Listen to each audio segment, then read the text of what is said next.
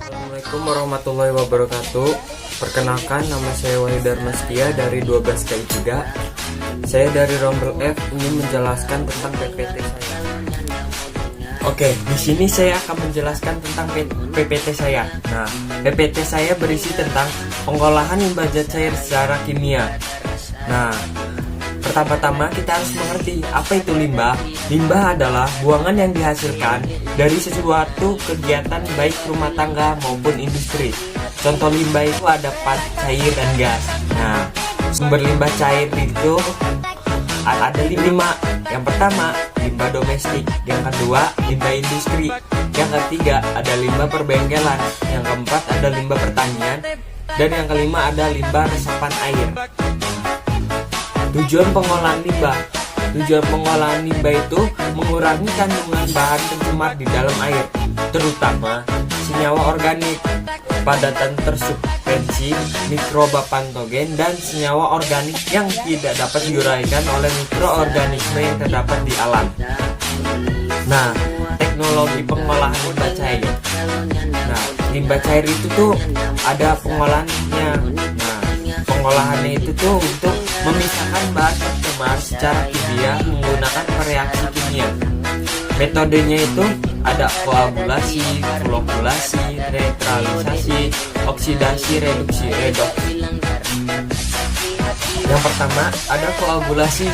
Koagulasi adalah proses destabilisasi partikel koloid dengan cara menambah senyawa kimia yang disebut koagulan. Nah, koloid mempunyai ukuran tertentu sehingga gaya tarik-menarik antara partikel lebih kecil daripada gaya tolak-menolak akibat muatan listrik. Pada kondisi stabil ini, penggumpalan partikel tidak terjadi melalui proses koagulasi. Terjadi destabilisasi sehingga partikel-partikel koloid bersatu dan menjadi besar. Yang kedua, ada flokulasi. Flokulasi itu apa? Flokulasi adalah proses lambat yang bergerak secara terus-menerus selama partikel-partikel tersuspensi bercampur di dalam air, sehingga partikel akan menjadi lebih besar dan bergerak menuju proses sedimentasi. Ide dasar dari flokulasi ini adalah untuk mengendapkan flok-flok dengan penambahan flokulan.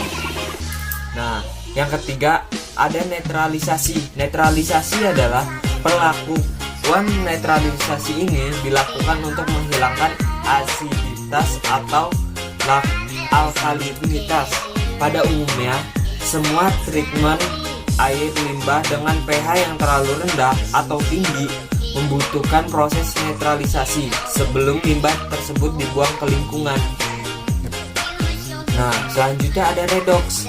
Redoks adalah istilah yang menjelaskan berubahnya bilangan oksidasi atau keadaan oksidasi atom-atom dalam sebuah reaksi kimia. Hal ini dapat berupa proses redoks yang sederhana seperti oksidasi karbon yang menghasilkan karbon dioksida, atau reduksi karbon oleh hidrogen berupa proses kompleks seperti oksidasi gula pada tubuh manusia melalui rentetan transport elektron yang rumit. Terima kasih, sekian PPT dari saya. Wassalamualaikum warahmatullahi wabarakatuh.